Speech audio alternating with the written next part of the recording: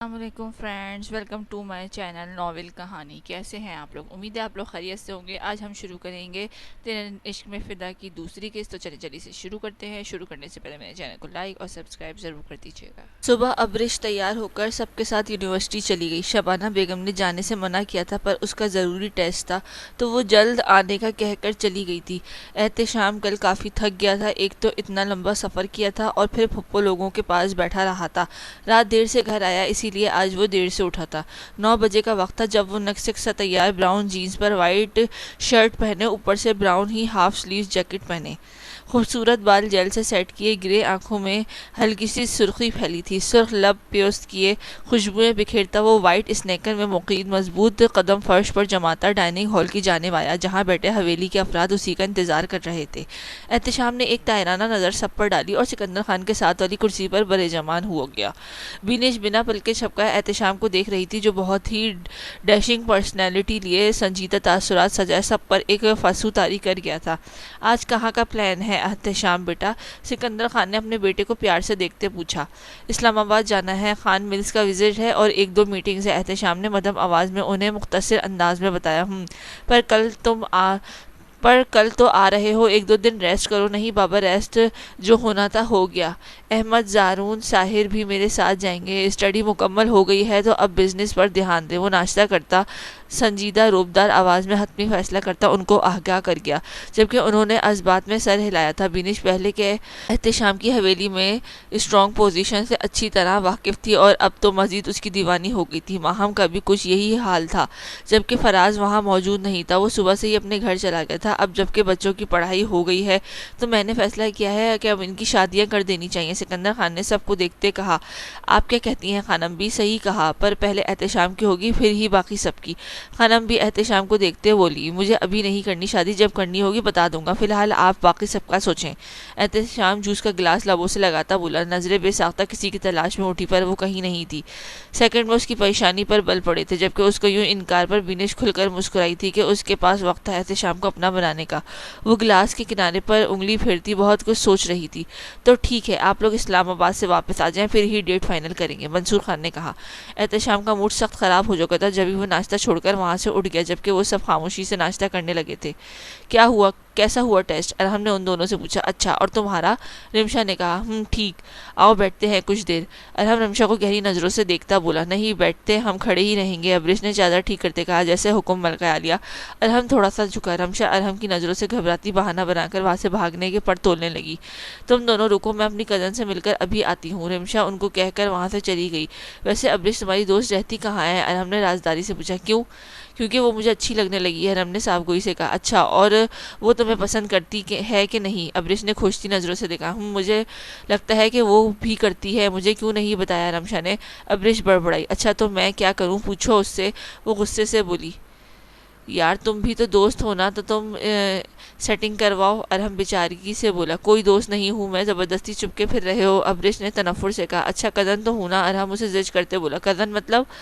تم کوئی نہیں میرے کزن وزن نہیں یار، کزن ہوں مان لو، وہ مسکراہٹ دبائے بولا۔ ابریش نے اس کے چہرے کی جانب دیکھا، جو کچھ جانا پہچانا سا لگا تھا۔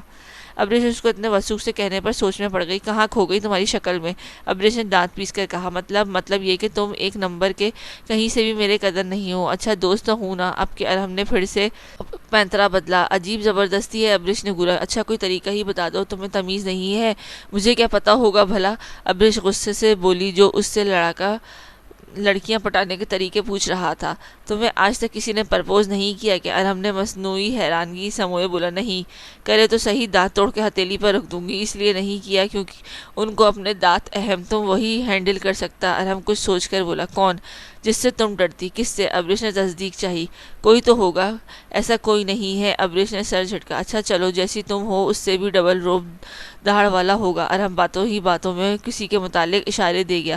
تم بددعا دے رہے ہو؟ ابریش آنکھیں دکھاتی بولی۔ نہیں، فیوچر بتا رہا۔ ارحم کسی کی روبدار شخصیت کا سوچ کر گہرا مسکرایا۔ تم سے نہیں پوچھا میں نے فیوچر اپنا۔ اچھا سوچو، اگر میں تمہارا کزن ہوا تو، اس نے پھر سے ابریش کو الجھانا چاہا، تو میں تمہیں اپنے ارتضا لالا سے کہہ کر بکرے کی طرح آنکھ پر بھنوا دوں گی۔ ابریش نے اتنا سخت الفاظ میں کہنے پر ارحم کو جھرجھری سی آئی۔ تم لوگ کزن کے ساتھ یہ سب کرتے؟ اس سے بھی برا، اس کے تنک کر کہنے پر ارحم نے مسکراہٹ دبائی۔ تو مطلب آفریدی پٹھان اتنے خطرناک ہوتے ہیں؟ کیا مطلب خطرناک؟ ہم کیا کیا ہم نے؟ ابرش بھڑک اٹھی، ابھی تو کہہ رہی تھی کہ تم کدن کی سبزی بناتے ہو، ہم پائے بھی اور نہاری بھی بناتے ہیں، اس لیے تمہاری تو ضرور بنے گی۔ ابرش نے گھور کر کہا، اف توبہ ہے، اتنی ظالم پٹھانی ہو، مجھے مظلوم پر یہ کرم نوازی کیوں ہوگی تمہارے مجھے نہ بتانے پر؟ اب تو اگر میں تمہارا کزن ہوا بھی پھر بھی نہیں بتاؤں گا، ارہم ڈرنے کی ایکٹنگ کرتے کہا۔ ابرش نے اس کی ایکٹنگ پر سر جھٹکا۔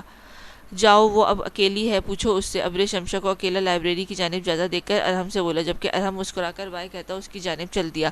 ابرش کا موڈ جو رات سے ہی کافی خراب تھا، ارہم سے بحث ہونے پر ایک دم فریش ہو گیا تھا۔ اب تو اسے بھی ارہم کے حوالے تھوڑا تھوڑا اندازہ ہو گیا تھا۔ جلد ہی وہ چھوٹی حویلی جا کر اپنے شک پر یقین کی مہر ثبت کرنا چاہتی تھی۔ ابرش سب کزن کے ساتھ لاؤنج میں آئی تھی، جہاں سب خواتین باتیں کر رہی تھیں، جبکہ مرد حضرات مردان خانے میں تھے، جہاں کوئی اہم مسئلہ سکندر خان کے پاس لایا گیا تھا۔ احتشام کے کہنے پر وہ لوگ ابرش کو لیے جلدی ہی گھر آ گئے تھے کہ انہیں احتشام کے ساتھ جانا تھا اور احتشام کو انتظار کرنا پسند نہیں تھا۔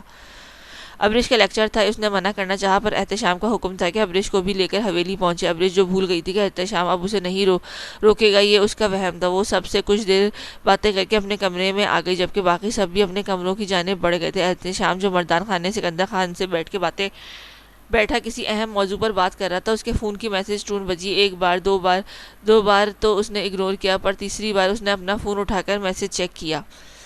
میسج دیکھتے ہی اس کی آنکھوں کے گوشے سرخ ہونے لگے، کھڑی مسکرا رہی تھی تو کہیں گھور رہی تھی اور کہیں چادر درست کرتی اس کی طرف دیکھ رہی تھی۔ احتشام جو پہلے ہی غصے سے بھڑکا بیٹھا تھا، مزید تصویریں جلتی پر تیل کا کام کر گئیں کہ وہ ماتھے پر بے شمار بڑ ڈالے وہاں سے اٹھا۔ ابرش جو ابھی فریش ہو کر ڈریسنگ کے سامنے کھڑی اپنے بال سکھا رہی تھی، ایک دم سے دھاڑ سے دروازہ کھلا۔ اس نے ہڑبڑا کر دیکھا تو سامنے ہی احتشام سکندر سرخ آنکھوں سے اسے گھور رہا تھا۔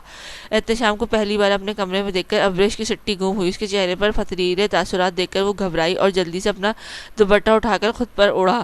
تم یونیورسٹی گئی تھی؟ وہ جارحانہ تیور لیے آگے بڑھا۔ اسے بہت برا لگا تھا ابرش کو یوں کسی لڑکے سے باتیں کرنا۔ وہ اور کون تھا وہ جو ہر روز اسے ابرش کی تصویریں بھیج رہا تھا؟ اسے پہلے اس انسان کا پتہ لگانا تھا، تبھی اس نے سختی سے ابرش کو جانے سے منع کیا تھا۔ اور وہ لڑکا جس کے ساتھ ابرش کی پکس تھی، اس کے بارے میں سوچ کر ہی احتشام کا خون کھول اٹھا تھا۔ جی وہ مضبوط بنتی بولی۔ تبھی احتشام نے اس کی جانب قدم بڑھایا اور جھٹکے سے اسے کھینچ کر دیوار سے لگایا کہ ابرش کی پشت دیوار سے زور سے ٹکراتی درد کی شدید لہر اس کے وجود میں سرایت کر گئی تھی۔ یہ کیا کر رہے ہیں احتشام بھائی؟ ابرش درد برداشت کرتی اس کا خون چھلکاتی آنکھوں میں دیکھ کر بمشکل بولی، میں نے تمہیں منع کیا تھا کہ اب نہیں پڑھو گی، کس کی اجازت سے گئی پھر؟ ہاں تمہاری میری بات سمجھ نہیں آتی ہے کیا؟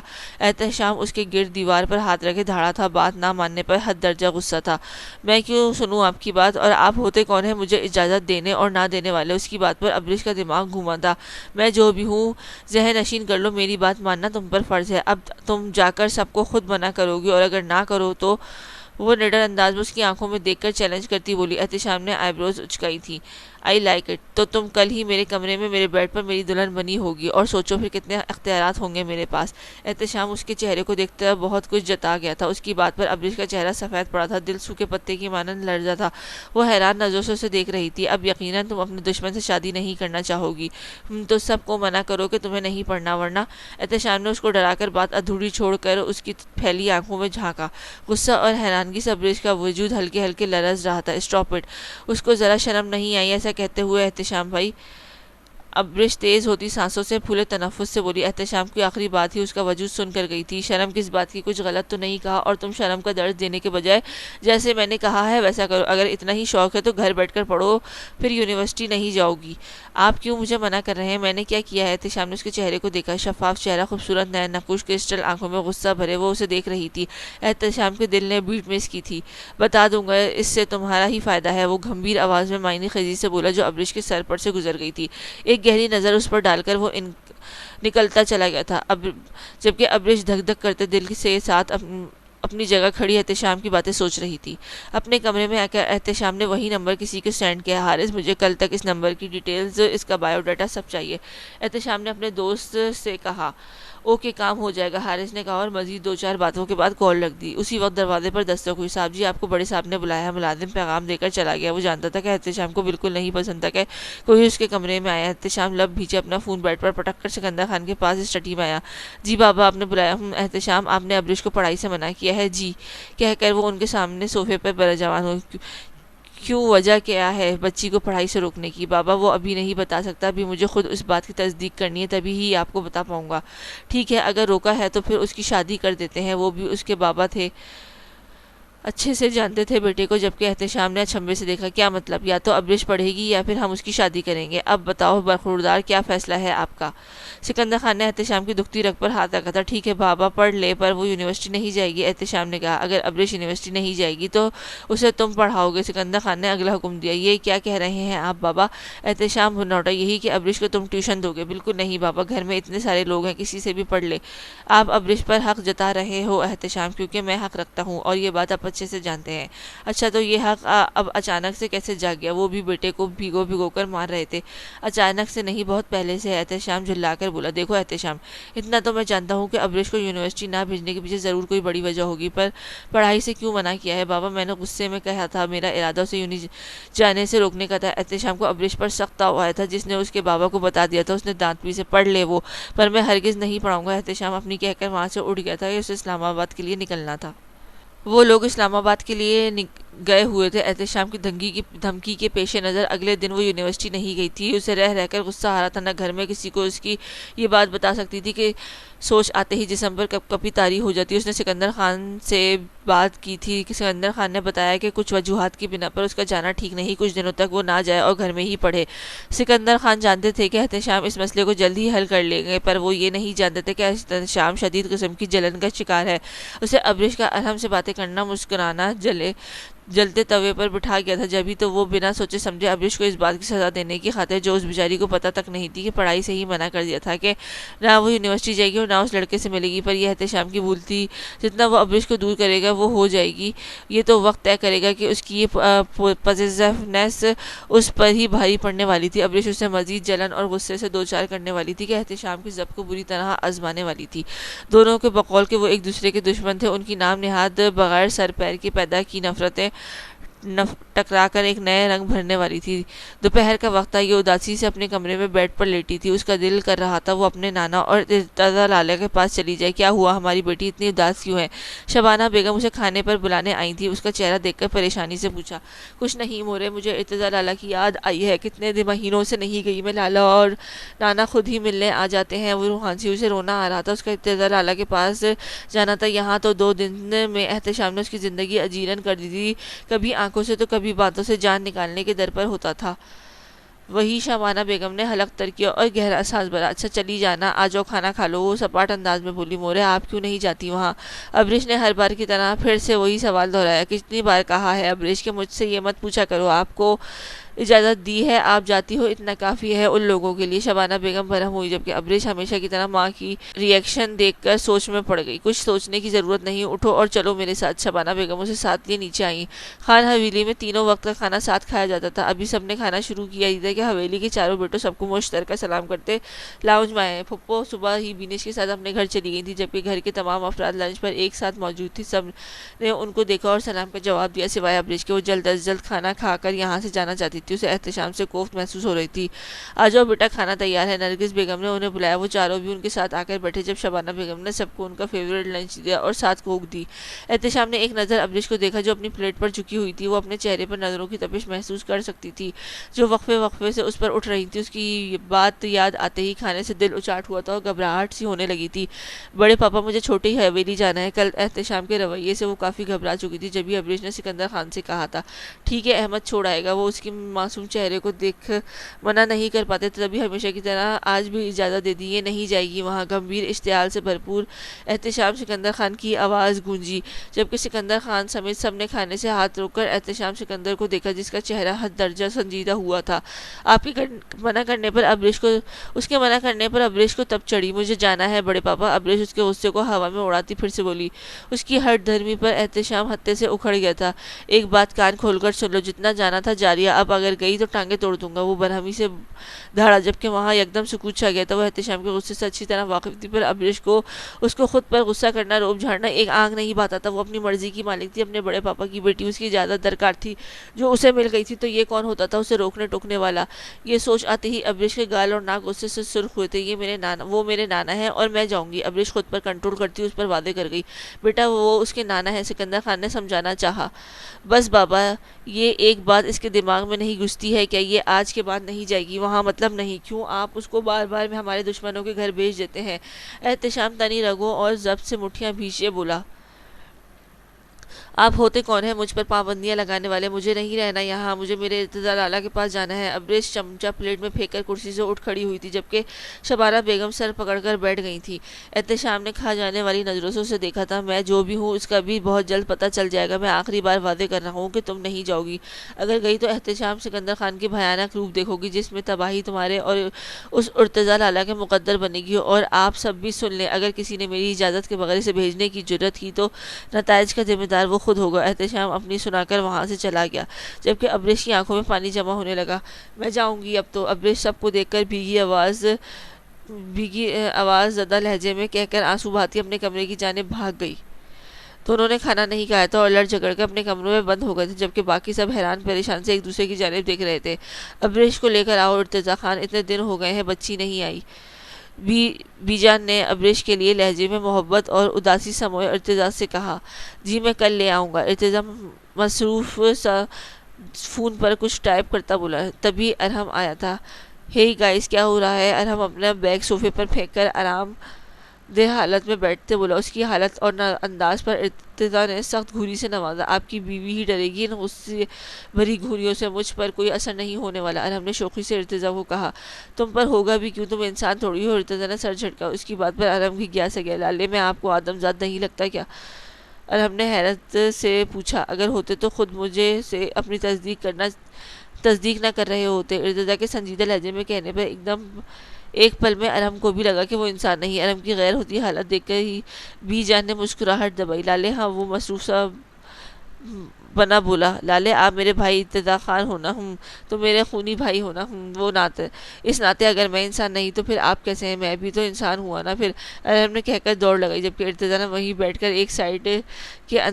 ایک سیکنڈ کے اندر پاس ٹیبل پر پڑا واز اس کی طرف پھینکا جو ارحم کے سر پر سے گزر کر سامنے پلر سے جا لگا تھا۔ ارحم کی سٹی گم ہوئی تھی جب ارتضیٰ کی بھاری آواز گونجی، واپس آؤ ارحم، جبکہ ارحم کی گردن گھما کر ارتضیٰ کے خطرناک تاثرات دیکھے جو اسے کھا جانے والی نظروں سے دیکھ رہا تھا۔ لالے میں نے تو اپنا مقدمہ لڑتے ہوئے ڈیفائن کیا ہے کہ میں بھی انسان ہوں، ارحم منمنایا۔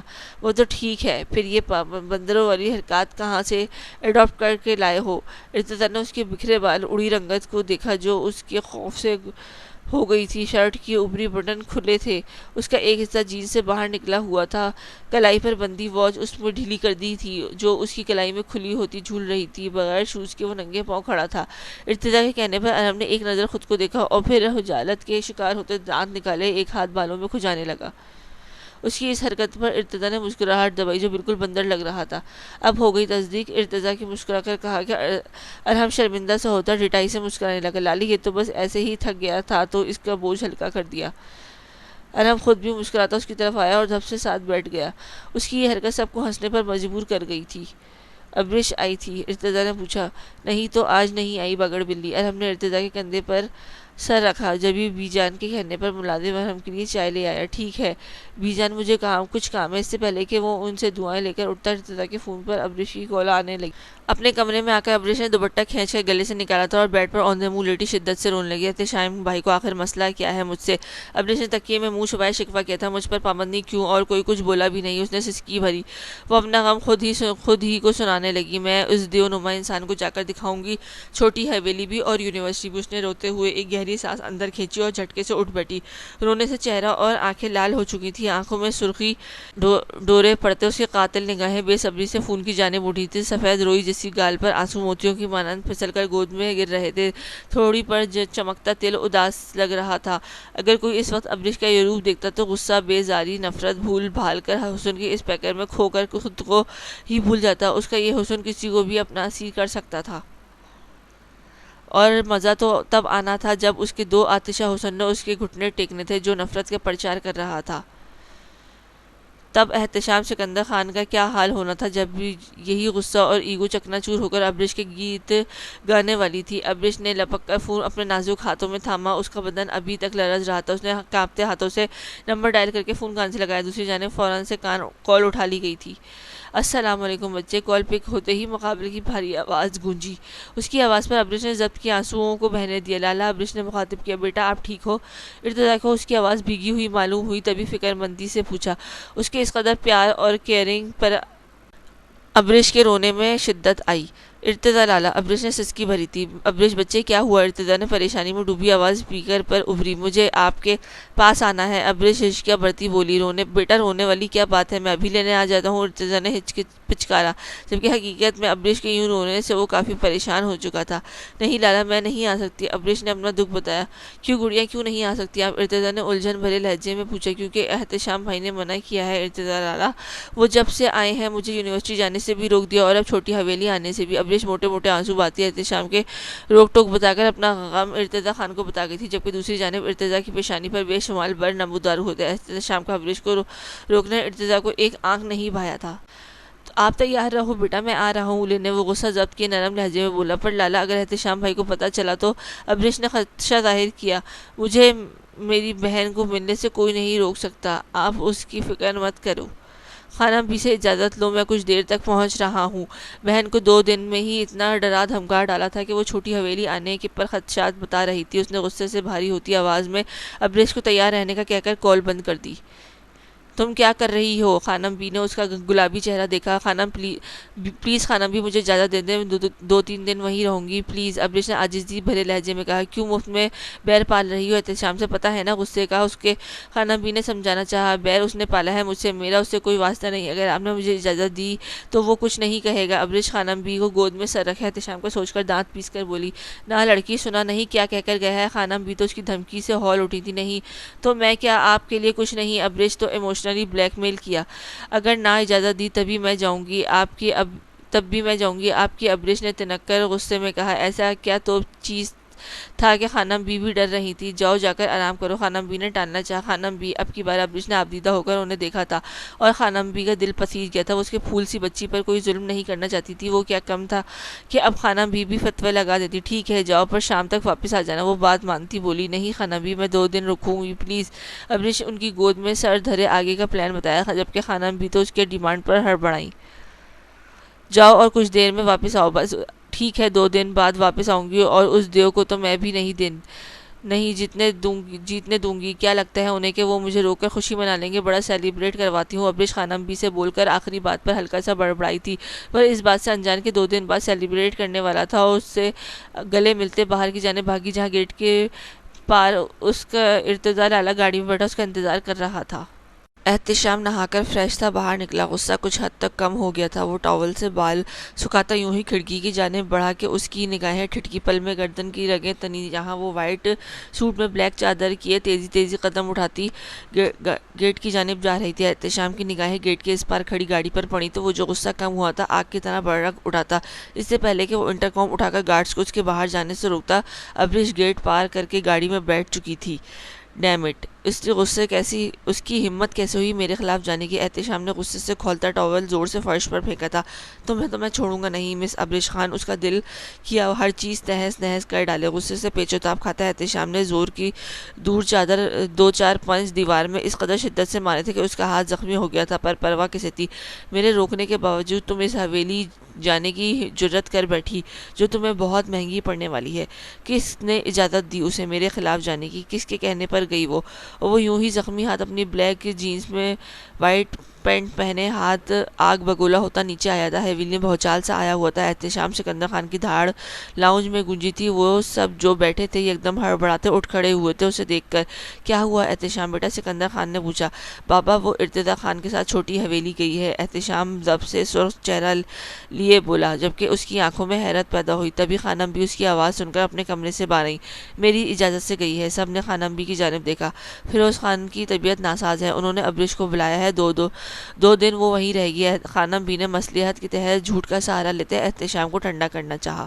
ہم ان کے ذمہ دار نہیں ہیں خانم بھی، آپ کا شوہر اور بیٹے کا بدلہ آپ اتنی جلدی بھول گئی ہیں کیا، جو آپ اپنی پوتی اور احتشام سکندر خان کی بیوی کو مجھ سے پوچھے بغیر تیمارداری کے لیے بھیج دیا۔ احتشام بمشکل لہجہ تلخ ہونے سے روک پایا، کیونکہ کچھ بھی ہو جائے وہ خانم بھی کے خلاف نہیں جا سکتا تھا، ان کے ہر فیصلے کی عزت کرتا تھا، وہیں سکندر خان کے سامنے ڈٹ جاتا تھا، ہمیشہ اپنی ہی کرتا آیا تھا۔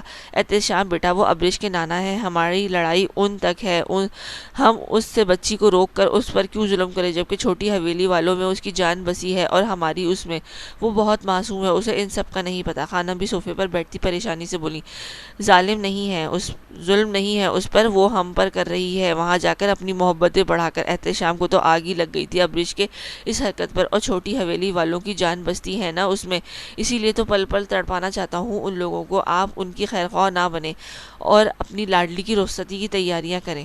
ٹھیک 2 دن بعد جب وہ گھر آئے تو رخصتی کے تمام انتظامات مکمل ہو۔ احتشام کے اس طرح کہنے پر سب کے چہروں پر حیرت اور خوشی سے در آئی تھی۔ ایک اور بات، وہ جاتے جاتے مڑا، اس بار اسے کچھ معلوم نہیں ہونا چاہیے اور نہ ہی کوئی ڈھنڈورا پیٹنے کی ضرورت ہے، بس گھر کے ہی لوگ ہوں، گمبھیر آواز میں کہہ کر وہ سب کو رسومات کے بات باز رکھنے کا کہہ کر رہا تھا، مطلب وہ بھولا بیٹھا تھا نکاح کو آج نہ صرف سب کے سامنے تسلیم کیا تھا، ساتھ ہی رخصتی کا اندیہ بھی دے ڈالا تھا۔ کتنی خواہش تھی سب کی کہ احتشام سکندر خان ابریش کو اپنا لے، اپنے ساری کرواہٹ اور غصہ ختم کر ڈالے، اور اب مانا بھی تھا تو کن حالات میں۔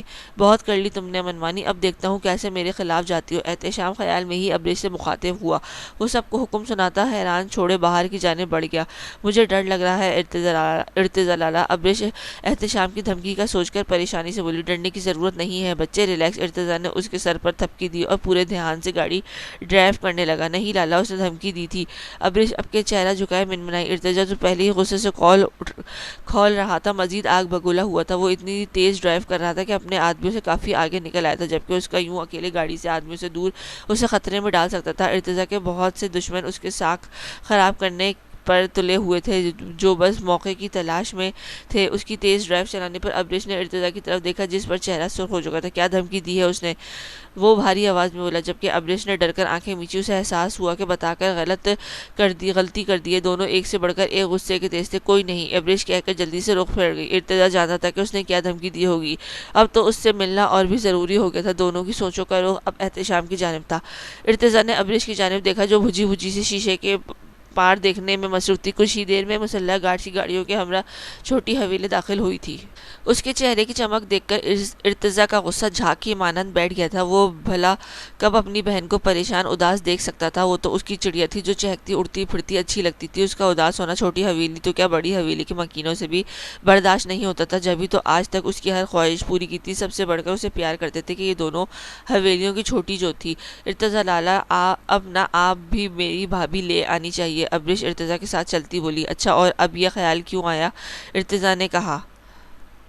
بس آ گیا، بی جان کتنی اکیلی ہوتی ہیں، بھابھی آئے گی تو ان کا دل بھی لگ جائے گا۔ کہہ تو آپ ٹھیک رہی ہیں، سوچنا پڑے گا۔ ارتضی نے ایکٹنگ کی، جبکہ ابریش کے قدموں کو بریک لگی۔ وہ اس سے 2 قدم پیچھے کھڑی آنکھیں سکیڑے گھور رہی تھی۔ کیا ہوا؟ ارتضی نے پلٹ کر پوچھا۔ ایکٹنگ نو لالا، جلدی بتائیں کون ہے میری بھابھی؟ ابریش نے کہا۔ کیا مطلب؟ ارتضی نے پوچھا۔ مطلب یہ کہ لالا، پہلے جب میں کہتی تھی شادی کر کے بھابھی لے آئیں تو آپ کہتے تھے کہ آپ کو ابھی شادی ہی نہیں کرنی اور نہ اس بارے میں سوچنا ہے۔ اب ابریش نے بھویں اچکائی، جبکہ ابریش کے انداز پر ارتضی کھل کر مسکرایا۔ اور اب یہ کہ مجھے لگا کہ اب میری بہن کی ایک عدد بھابھی آنی چاہیے، بڑی جلدی نہیں آپ کو احساس ہو گیا؟ ابریش مسکرائی۔ اچھا لالا، بتائیں نا کون ہے وہ؟ بچے، وہ آپ کے بہت قریب ہے، آپ اچھے سے جانتی ہیں کون؟ وہ تو سرپرائز ہے۔ اچھا تو پھر ہم ابھی چلتے ہیں ان کے گھر۔ ابریش نے جلدی مچائی۔ ارے میری چڑیا، صبر سے کام لو، اس کے گھر نہیں جا سکتے کیونکہ اس کے گھر والے نہیں چاہتے اس رشتے کو۔ او ہو، اب ابریش کی پریشانی ہوئی۔ اب یہ کہ میں آپ کی بھابھی لے آؤں گا، فی الحال آپ اندر جائیں، بی جان کب سے انتظار کر رہی ہیں۔ ارتضی اس کے سر پر پیار دیا اندر بھیجا، واپس سے پلٹا۔ اس کا چہرہ سنجیدہ تھا، وہ سپاٹ انداز میں گاڑی میں بیٹھا اور سرحد سے گارڈز کے ساتھ حویلی سے نکلا۔ السلام علیکم نانو، ابریش بی جان کو لاؤنج میں بیٹھا دیکھ کر بولی۔ وعلیکم السلام نانو، واری میری شہزادی کے میری بچی آئی ہے، بی جان میٹھے لہجے میں بول کر جلدی سے اپنی جگہ سے اٹھی اور ابریش کے لیے باہیں پھیلائی ہیں۔ ابریش محبت سے ان کے گلے لگی اور چٹا چٹ بی جان کے گال چوم ڈالے۔ آئی مس یو سو مچ نانو۔ ابریش ان کے گلے میں باہیں ڈالے، ان کے کندھے پر سر رکھ کے لاڈ سے بولی، میں نے بھی بہت مس کیا میری بچی، اور یہ تم اتنے دنوں بعد کیوں آئی ہو؟ بی جان نے اس کا سر تھپک کر اس ساتھ وجہ پوچھ ڈالی۔ اب تو آ گئی ہوں نا، دو دن دونوں رہوں گی، سچ کہہ رہی ہو تم؟ بی جان نے پیار سے اس کے بال سہلاتے پوچھا۔ جی میری گلاب جامن نانو، ابریش نے شرارت سے مسکراہٹ دبائے کہا۔ بی جان نے دھپ رسید کی تھی کیونکہ گلاب جامن ان کو فیروز خان کہہ بلاتے تھے، اسی نام کو لے کر وہ چڑھ جاتی تھیں کہ ابریش، ارتضیٰ اور ارحم ان کو بہت تنگ کرتے تھے۔ اگر پیار سمیٹ لیا ہو ابریش بیوی تو کچھ میرے لیے بھی چھوڑ دیں۔ ارحم کچن سے برآمد ہوتے ہاتھ میں مگ پکڑ کر ان کی طرف آیا۔ تم؟ اس کو دیکھ کر ہکا بکا سی ہو گئی۔ آہستہ بولو ابر۔ اس کے ابر کہنے پر ابریش کی آنکھیں مزید کھل گئیں۔ اسے ذرا دیر نہیں لگی سمجھنے میں، تبھی اس نے بی جان کی جانب دیکھا جو اس کی حالت دیکھ کر انجوائے کر رہے تھے۔ بی جان ابریش کی حیرانگی میں ڈوبی سرگوشی نکلی۔ میں ہوں تمہارا بیسٹ فرینڈ اور کزن ارحم خان۔ بی جان کو بولنے سے پہلے ہی ارحم اس کے سامنے کھڑا ہوتا چوڑی ہتھیلی پھیلائے سینہ تان کر بولا، جبکہ ابریش کا سکتہ اب بالکل ختم ہو چکا تھا جب ہی کھا جانے والی نظروں سے گھور کر اس کی ہتھیلی پر زور سے تھپڑ مارا۔ آؤچ! جلادنی ارحم کی شوخی پل میں غائب ہوئی تھی۔ اس میں چوڑے ہونے والی کیا بات ہے؟ ڈبل روٹی؟ ابریش نے تنک کر پوچھا۔ تمہیں خوشی نہیں ہوئی مجھے کزن میں دیکھ کر؟ ارحم نے مگ لبوں سے لگا کر بڑا سا گھونٹ حلق میں اتار کر استغفار کیا۔ ہو رہی ہے نا؟ ابریش شاطرانہ مسکرائی۔ ہیں واقعی؟ ارحم نے بانسیں کھیلی۔ ہاں، تمہاری سجی اور قورمہ ارتضیٰ لالا کے ٹائگرز کا ڈنر بننے والا۔ ابریش آنکھیں پٹ پٹا کر کہتی بی جان کے پاس صوفے پر بیٹھی، او ہو نا قدری پٹھانی، مفت میں کزن مل گیا جو دوست تھا، اور تم چلی نا پورے ہونے والے خواب دیکھنے۔ ارحم اس کے سامنے بیٹھ کر ابریش کو سلگا گیا۔ You chatter! ڈبل روٹی، تم گیم کھیل رہے تھے، میں تمہارا سچ میں آملیٹ بنا دوں گی۔ ابریش ہتے سے اکڑتی کشن اور گلدان اسے کی جانب اچھال چکی تھی۔ آؤچ! اوئے رکو، باگڑ بلی لگ جائے گی۔ ارحم جھپ لگا کر صوفے کی اوٹ میں چھپ کر اسے باز رکھنے کا بولا۔ تم نہیں، تمہارا تو آج میں چپلی کباب بناؤں گی۔ ابریش اب شو پیس اس کی جانب اچھال رہی تھی۔ ارے ابریش بچے، لگ جائے گی۔ بی جان بوکھلائی کہ ابریش میں یکدم سے جن آ چکا تھا جو ارحم کو بھرتا بنا دینا چاہتا تھا۔ نہیں نانو، آپ ہٹ جائیں آگے سے، آج میں اسے نہیں چھوڑوں گی۔ اتنے دن اس نے مجھے چھپایا کہ یہ ڈبل روٹی ہے۔ ابریش ہانپتی ہوئی بولی۔ یہی جلادی میں اب سنگل روٹی ہو چکا ہوں۔ اتنا ہینڈسم نظر نہیں آ رہا کیا؟ ارحم صوفے کے پیچھے سے سر نکالے اپنے پرانے نام سے دانت پیستے بولا۔ ہینڈسم؟ تم ہینڈسم ہو؟ ابھی بتاتی ہوں تمہیں۔ تبھی ابریش شیشے کی میز سے لکڑی کا بنا کیوں اٹھا کر اس پر پھینکا تھا کہ وہ جو سر نکالے اپنے نام پر بحث کرنے والا تھا، کیوب سیدھا اس کے سر پر سلامتی دیتا دور جا گرا تھا۔ آہ! بی جان روکو اس کو، بتاؤ اس کو کہ میں نہیں ہوں اس کا کزن۔ ارحم درد سے دہرا ہوتا چلا کر اپنے کزن والے رشتے سے مکر گیا۔ ان کے یوں کہنے پر بی جان کے ساتھ ابریش کی بھی ہنسی نکل گئی۔ نہیں، تم ڈبل روٹی ہو اور اب میں اپنے کہے پر عمل کرنے والی ہوں۔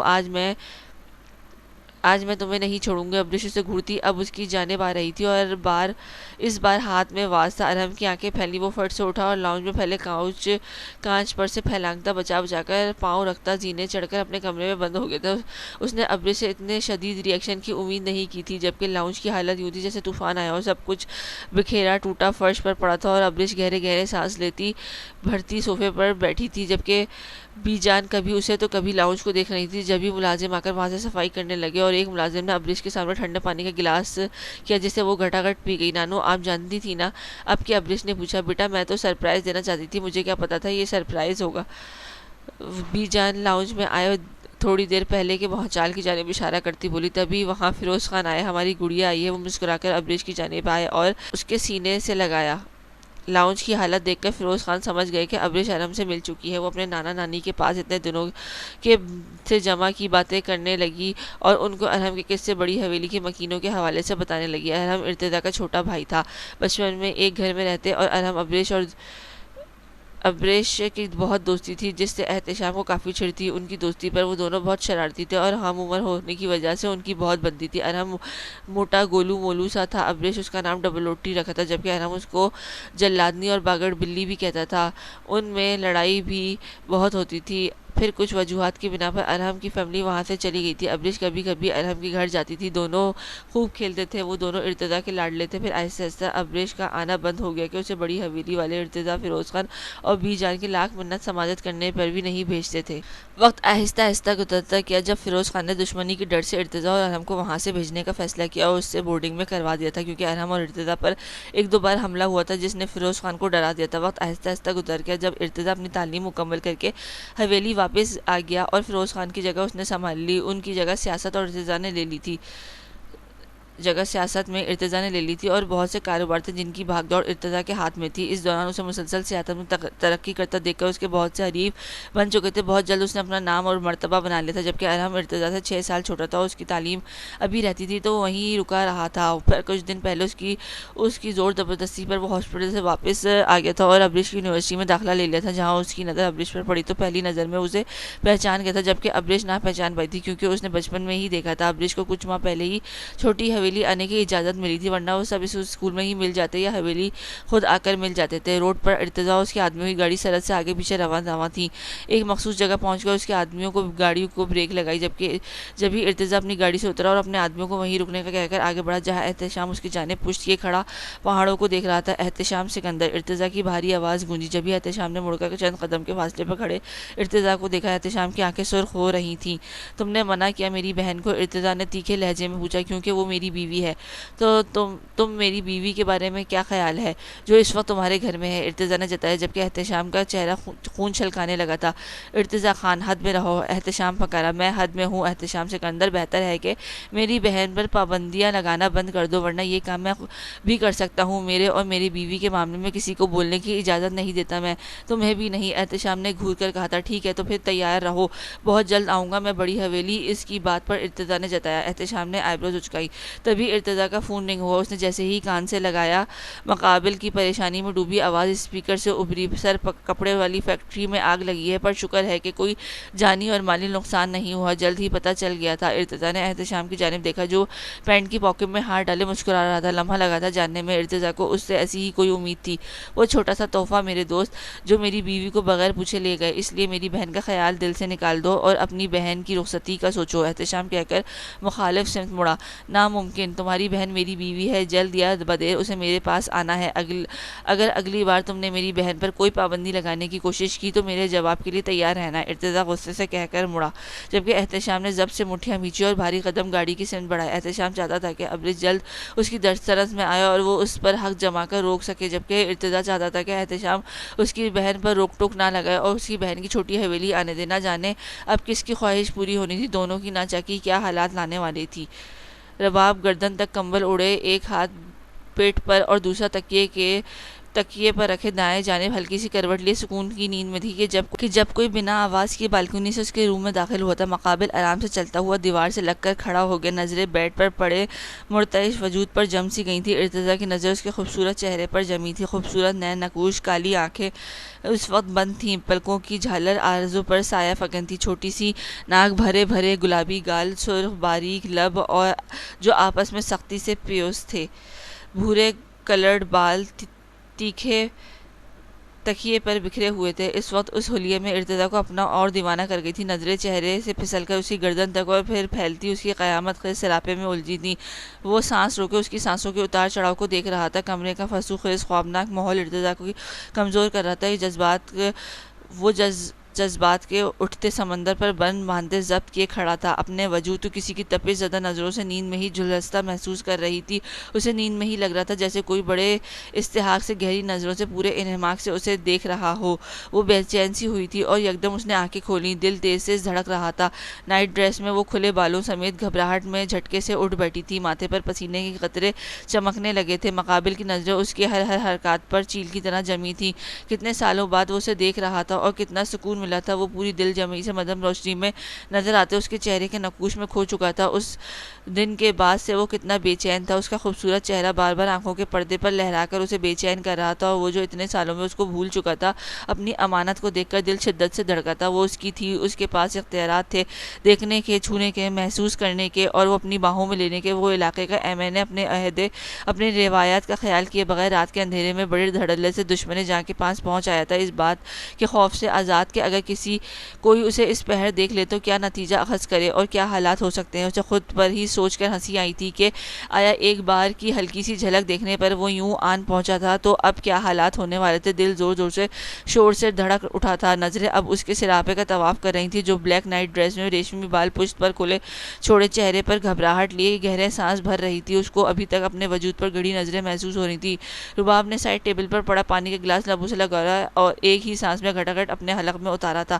رباب نے دائیں ہاتھ پر ماتھے پر آیا پسینہ صاف کیا تھا۔ اس نے نظریں پورے کمرے میں گھمائی ہی تھی کہ یکدم سے اس کے منہ سے خوف کے مارے چیخ نکلی۔ آہ، کون ہے وہاں؟ وہ لڑکھڑاتی آواز میں بولی جب اندھیرے میں کوئی کھڑکی کے پاس دیوار سے ٹیک لگائے کھڑا تھا۔ کمرے میں نیم اندھیرے کے باعث وہ مقابل کا چہرہ نہیں دیکھ پائی تھی۔ کسی دوسرے وجود کا رات کے اس پہر اپنے کمرے میں موجودگی پر رباب کی آنکھوں میں خوف ہلکورے لینے لگا تھا۔ اس کے پوچھنے پر بھی مقابل پر جیسے اثر نام کی چیز حاوی نہیں ہوئی تھی۔ میں نے پوچھا کون ہو تم؟ اب کی بار وہ ذرا تیز آواز میں بولی۔ جبھی ارتضیٰ نے دیوار سے ٹیک چھوڑ کر اس کی جانب قدم بڑھائے۔ رباب اس کو ادھر بڑھتا دیکھ کر سرعت سے بیڈ سے اٹھ کھڑی ہوئی تھی۔ وہیں رک جاؤ، وہ تقریباً چیخی تھی، پر اس کے رکتے نہ دیکھ کر رباب تیزی سے دروازے کی سمت بڑھی۔ اس کا ارادہ بھانپ کر ارتضیٰ نے بیچ راستے سے ہی اسے کمر سے پکڑ کر اسے اپنی قید میں کیا تھا۔ چھوڑو، وہ چلائی، پر نظریں ہلکی سی روشنی میں نظر آتے چہرے پر پڑی تو سانس تک روک گئی۔ شش، رات کی اس پہر کس کو صفائی دیتی پھرو گئی کہ میرے کمرے میں میرا شوہر تھا۔ ارتضیٰ اس کے منہ پر ہاتھ رکھے اس کے کان کے قریب گھمبیر آواز میں بولا کہ اس کے منہ پر بھاری ہاتھ ہٹایا۔ رباب کی آنکھیں پھیلی تھی۔ ارتضیٰ، وہ سرگوشی سے بولی۔ جی جانے ارتضیٰ۔ اس نے رباب کی کمر میں دونوں ہاتھ ڈالے، سختی سے خود میں بھینچے سینے سے لگائے، جذبات سے چور لہجے میں کہہ کر رباب کانپ گئی۔ اس کے خود سے قریب تر دیکھ کر رباب کا سانس سینے میں اٹکنے لگا تھا۔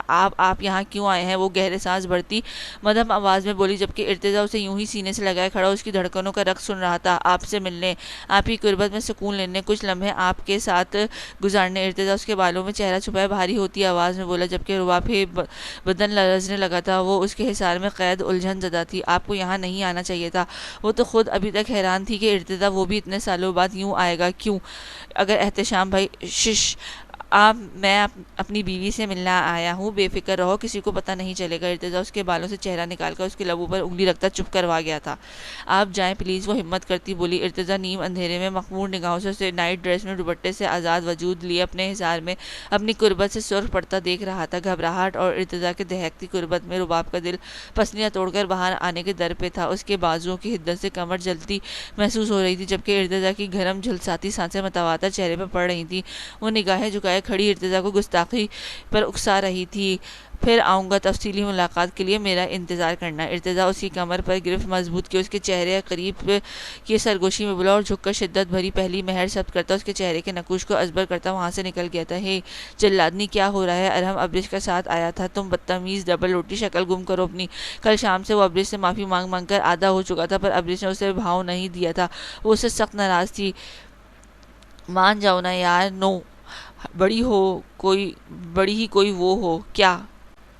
مطلب اچھی ہو، معاف کر دو۔ ارحم نے سلاجو میں کہا، پر ابھی نہیں۔ اچھا، میں تمہیں تمہاری فیوریٹ آئس کریم بھی کھلاؤں گا باگڑ بلی۔ ارحم نے دانت پیسے، جبکہ ابریش اس کے پاؤں پر زور سے اپنا پاؤں مار کر وہاں سے اڑ گئی۔ باگڑ بلی! ارحم نے ابریش کو لون میں دیکھ کر ہانک لگائی، جبکہ ابریش کا چہرہ سرخ ہو چکا تھا۔ کیا بولا ہے؟ وہ دونوں ہاتھ کمر پر رکھ کر گرائی۔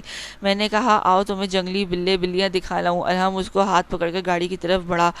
تم یہ بھی کہہ سکتے ہو کہ آؤ تمہیں آئس کریم کھلانے لے چلوں۔ ابریش نے ہاتھ چڑھایا۔ وہ گاڑی میں بیٹھ گئی۔